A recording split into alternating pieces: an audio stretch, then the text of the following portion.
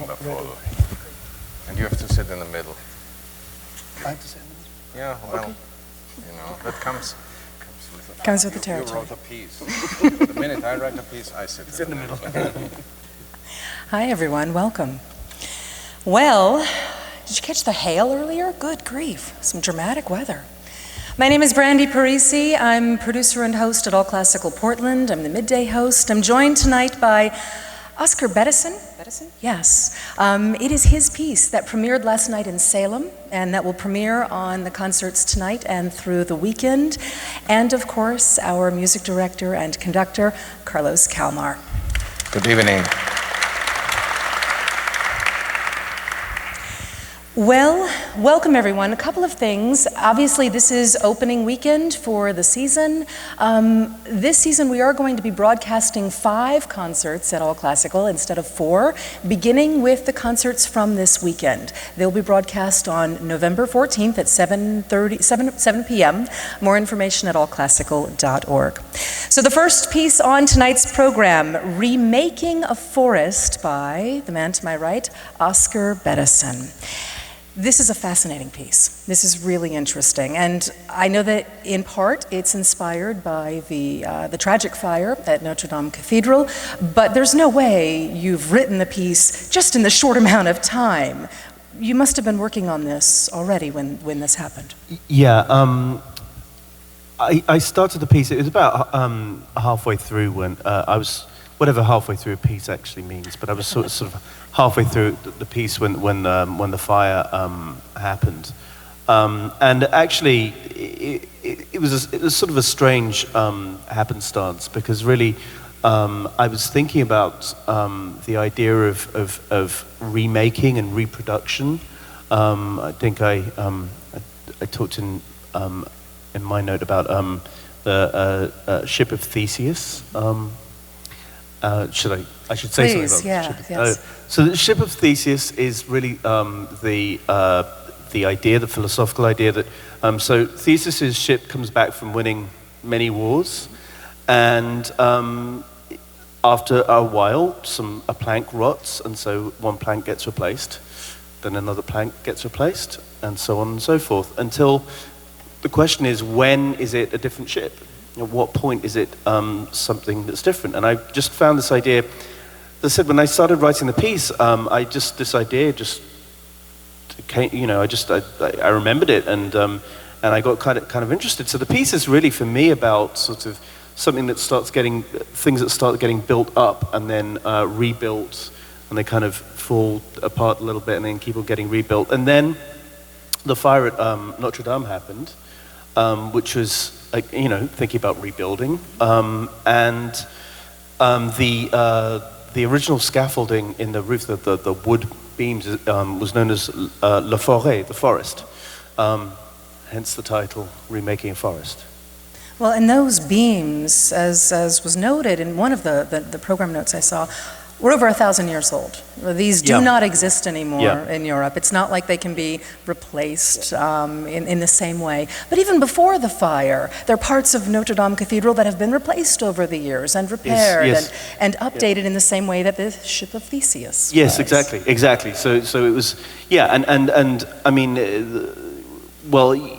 part of the feeling when seeing the cathedral burn was that this is, obviously it's a terrible thing, and then we realized that it wasn't quite as bad as it could have been, but also that this whole building has been rebuilt many times, and in fact, almost every building that we think of, from that dates back to that time has been has had many things done to it, and they, additions in the 19th century that we think, oh, well, that's been there forever, but it's actually not been there for very long, and so.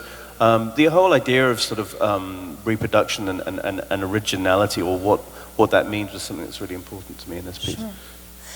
I assume that the trajectory of your writing changed at least somewhat after this happened, but is it directly programmatic, or is it more a spirit of this idea?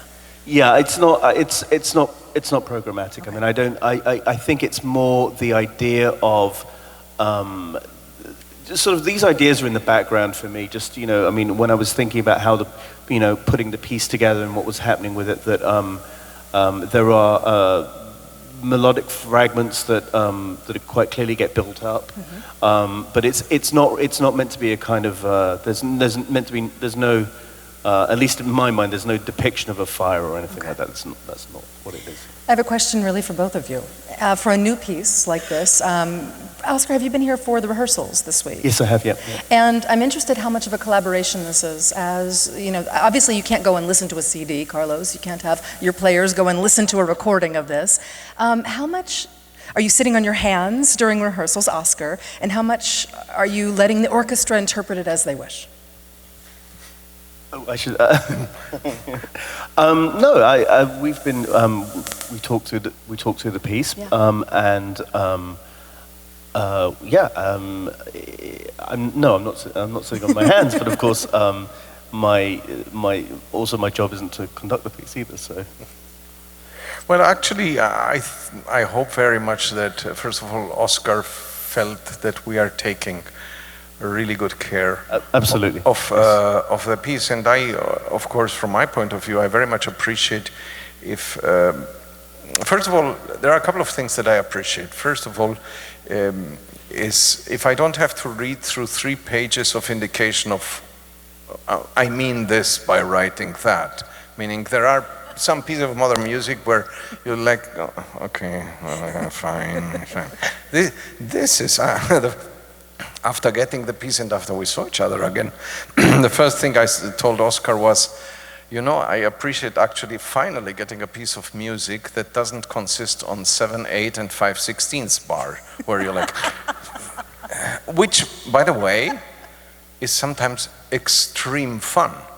It all needs to have a sort of, but this piece is, in that sense alone, as if I can use the word conservative, as you can, because in every other sense it's not. There is nothing conservative about this piece. Yeah. And that is number one. The number two thing that I also told him I appreciate is, I look at the score of new music where, as Brandi pointed out, I can't get a CD of it, and I try to figure out, okay, what is there, what does it mean? And key for me is always, did the composer write the things so that he and you can hear what he actually writes? Meaning, or does the composer, for whatever reason, overshadow a melody with other stuff so that I think, oh, you want to hear the melody in the English horn, so why do you write full trombones and horns fortissimo? Because you're not going to hear the... None of that happened. This is like, there it is, just take it, go with it. And everything else, of course, is this phenomenal moment that maybe is different for both of us, which is when you finally give the downbeat and you finally, after studying, after writing, you hear it. And then you work with what is coming back. And of course, in this piece, it helps a great deal that this piece is, it's not simple music, if I can say that. It's really modern in language, but it's totally clear. It's like it has a point, and I can't stress or can't stress enough what Oscar already said. This is not at all a symphonic poem of any kind. So the analogy with the ship of Theseus or the forest, meaning Le Forêt in Notre Dame, it's just to give you an idea. Essentially, it's about something else. And the something else is, I remember that yesterday we did in Salem this pre-concert talk, and we talked in depth about the piece, and at the end I thought, like, the audience there after we did the pre-concert was like and I said, you know, which at this point we are a little early in this discussion. Yes, you are hearing all these thoughts that are behind the piece, and it sounds like an insanely intellectual and brainiac piece. Yes, there is something of that, but once you have heard that that is there, please forget it. It's a piece of music. Yeah. We were talking art and philosophy a little bit backstage, a little insider here, and Carlos said, we're going to talk about music. Just talk about music, no more philosophy. I'm so excited, though, that this season is kicking off with a brand new piece of music. This is inspiring, and I love that it's a piece about renewal and about recreation. It's fantastic. So if you don't mind, let me give you a little bit more of information of what you're going to hear, because, and without going into the analogy of a plank being replaced, you're going to hear a very short melody that sounds a little bit tentative and sounds slightly odd, if I can say, and from that, that melody is kind of being expanded and elaborated on, and at some point, and we are talking still the beginning of the piece, contrasted with a chorale. And there is a point, maybe, I don't know, 2 minutes into the piece, I have no idea about time, where essentially all the musicians join kind of forces into a melody, and they all play in the same rhythm. And you have to imagine, which also, I can't stress this enough, has nothing to do with the idea that Oscar had, but it came to me while we were talking yesterday. Imagine that you are all in church, you're a congregation of 80 people, and you have to sing the same song. And there is no organ, because when there is an organ, you actually know where the tune is. And you start singing, but you are all not really great singers. So the entire idea of the melody, you get the melody, but it's really kind of, I wouldn't say the word out of tune, but you have very many opinions of how the melody goes. In a way, when we all join forces, that is kind of what happens. Because the harmonization of what Oscar writes is very tight together. Very dense, yeah. It's very dense. And I would say, I don't know if we want to expand, density is quite something that happens in this piece. A lot. I mean, the idea is, I mean, one of the ideas of the piece is that the piece gains density in lots of different ways, and I suppose momentum as well. It gets sort of faster as well, but there's a lot of, it gets pretty dense. Yeah, and there is drama. Yes. Yeah. There is drama, and then there is, when you said this, I thought like, yes, exactly.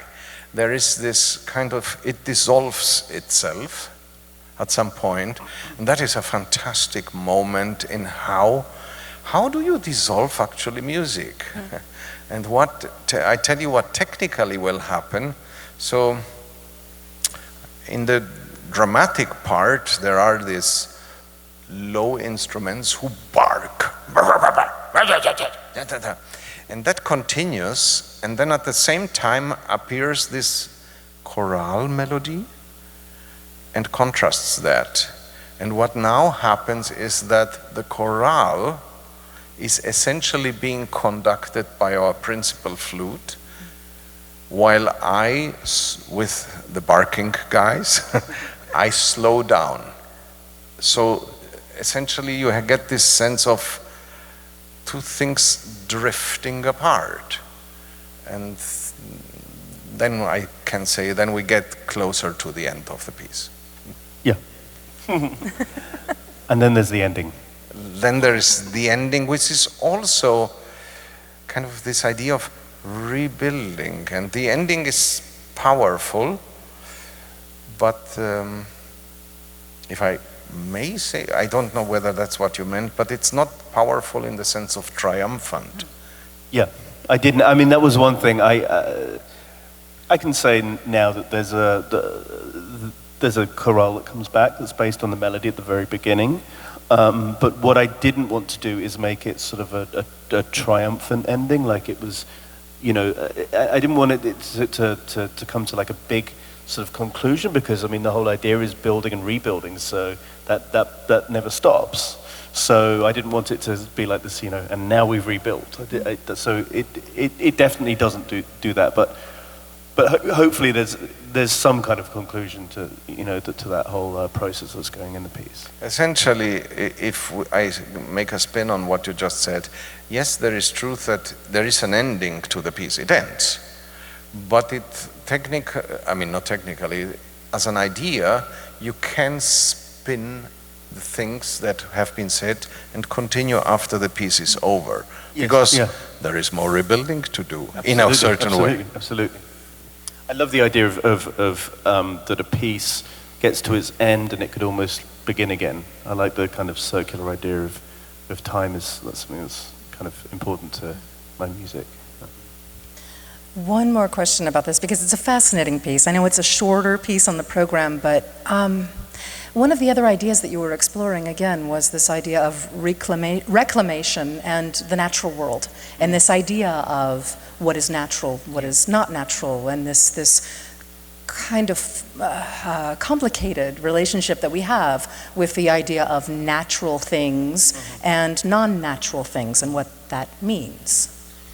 Yeah, I mean that was something in the back of my mind as well, like the idea of rewilding, which is something that's I said yesterday or the other day I gave an interview. It's a very sort of a hot topic at the moment. Yes. It's a very the idea that we're having to sort of rebuild nature, but I think we've always done that, and I gave an interview a couple of days ago. I was talking about.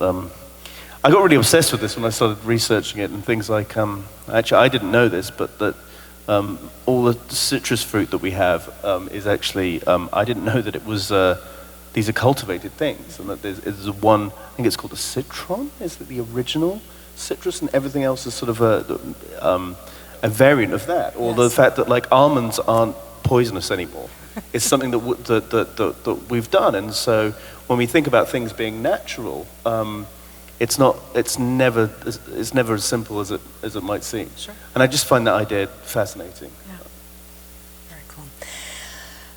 These concerts also mark the return of Garrick Ohlsson to the Oregon Symphony, phenomenal pianist who has been with us several times, playing this, one of Mozart's most artistic and biggest piano concertos on this program.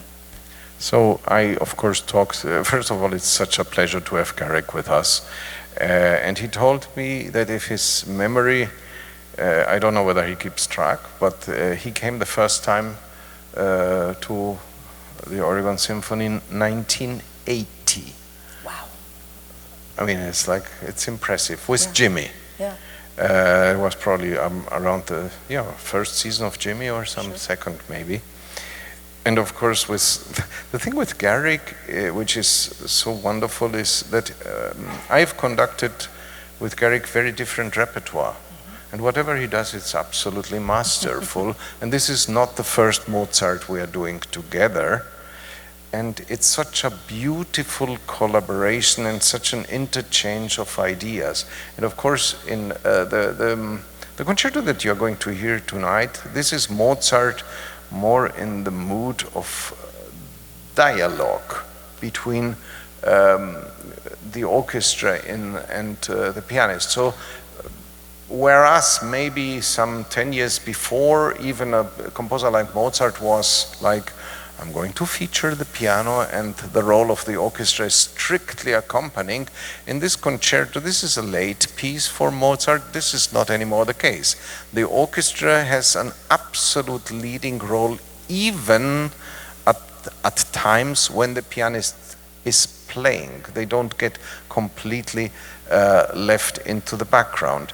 And this is a piece that has a very regal component, meaning it's, in a way, especially I would say with the first movement, the beginning, you hear something where you think, the court is arriving into the room. It has a certain formality,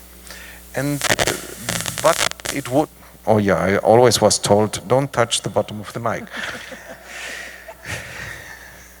And but it wouldn't be Mozart in his, let's say, later years, which weren't very far, but it wouldn't be him if there wouldn't be some kind of darker undertones in this. And another thing that happens not only in the first but also in the second movement is this component where Mozart, without being acting like a scholar or a professor, shows off what you can actually do in terms of counterpoint here, and there comes the melody, and here is intricacy and all of that.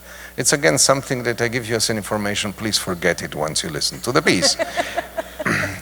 And even Garrick and I were talking about things in the last movement. There is this part in the last movement where Garrick is pretty much, he's left alone, and he does all from here, goes down, and then he goes up, and it's always the same figure. And he could actually go for another mile in that direction. And that is actually, that is a quality that to some extent reminds me of some symphonies of Joseph Haydn, where it's humorous, but it's not obvious. You just listen. Actually, that section alone is, in a way, it makes me smile every time, because it's like, okay, here I am. And so trust me, you will get it when you hear it. You will remember, that was it, funny. Because the last movement is actually funny. It's Mozart kind of playing with it. And and there are beautiful colors in Garrick's playing and in the orchestra as well. Lovely. Those are the first two pieces for the first half of the concert, and then the second half of the concert, Brahms 2. Now, you were quoted in the program notes saying, you may not know this symphony is as happy as Brahms gets. On the one hand, it makes it sound like Brahms is pretty not happy, but there's lots that Brahms has written that's awfully upbeat. I said that? You did. You were quoted. Actually, I was right. Let's just say that. Yeah. So this is Brahms, actually as happy as Brahms can get. So Brahms is this absolutely glorious German composer who, it takes a while. He's very clearly designed to be, amongst other things, a symphonist, but he doesn't write a symphony. And the reason why he doesn't write a symphony is because he says, how can you even dare to write a symphony when Beethoven is looking over the shoulder and thinking like, what the hell are you doing? You're trying, no. And then, so he struggled and struggled and struggled, and I remember, and maybe you can chime in, not in regards to Brahms, but I remember yesterday in our talk, this is an interesting thing for a composer, because there you have Brahms struggling to write his first symphony, and then you have Mozart in the first who just, there it is, and there is another concerto, and there is a symphony, and by the way, I'm writing Marriage of Figaro on the side. So for you as a composer, is it, I mean, are you like, oh, here's my next opera? Or is it struggle? Can you talk about struggle? Absolutely, yeah. I think that, well, we were talking about this yesterday, and how composers tend to gravitate towards Beethoven and therefore Brahms, because there's the struggle. And clearly, with both of those composers, they found writing music difficult, you know? I do too, and I think a lot of us do, and you can, I mean, we have all the sketches of Beethoven. We can see you can see the process, you can see the struggle, and this Brahms example of the first symphony is a great example of this also. You know, struggling with the past, which, you know, I mean, in all fairness to Brahms, Mozart didn't have that problem. I mean, he didn't have Beethoven to, you know. Didn't have that kind of looking over his shoulder. In a way, Mozart had next to him, and they liked each other, Mr. Haydn, who wrote a bunch of symphonies that are kind of all right. That's true. But yeah, I think the Beethoven is just such a huge figure, you know, that it's sort of like, it's sort of after Beethoven, you know, what do you do, especially for somebody like Brahms. But I mean, I think as a composer, like the idea of these things of having to work, you know, and seeing that, you know, these great, obviously, you know, these great masters also had to work was pretty encouraging. Yeah, but this, I mean, I think what this says to all of us is that or if I can kind of chime in and say one thing additionally, is that aside from the struggle, what I think we all have to understand is that the creative process, writing a book, painting a painting, writing a piece of music, is, and correct me if I'm wrong, mostly it's just work. Meaning, meaning if you think that, yes, with Mozart it happened that it just overcame in and it just, he scribbled and it was a genius. But most of mortals, just something happens and then you work and you work and you work and you work and something comes out. And you hope that it's better. And in the case of the symphony you are going to hear tonight, Brahms himself knew very well once he wrote it, and he wrote the Second Symphony very quickly, that he had written something that is actually uplifting, bright, meticulous, very deep, but it's happy. So therefore he wrote to his friends and even published and said, I wrote a symphony, it is so sad, you will not bear it. Absolutely not. And this was one of his absolutely greatest successes that he ever had, and it's a wonderful way to start this season. Absolutely. Carlos Kalmar, Oscar Bettison, thank you so much for your time. They're telling me it's time to wrap it up because the concert is in a half an hour. You guys are in for a treat. It's going to be a wonderful night, and you want to hear yourself clapping later, I'm sure. So you can listen, All Classical 89.9, November 14th at 7 p.m. And learn more about the entire upcoming season at allclassical.org or orsymphony.org. Thank you guys so much for coming out.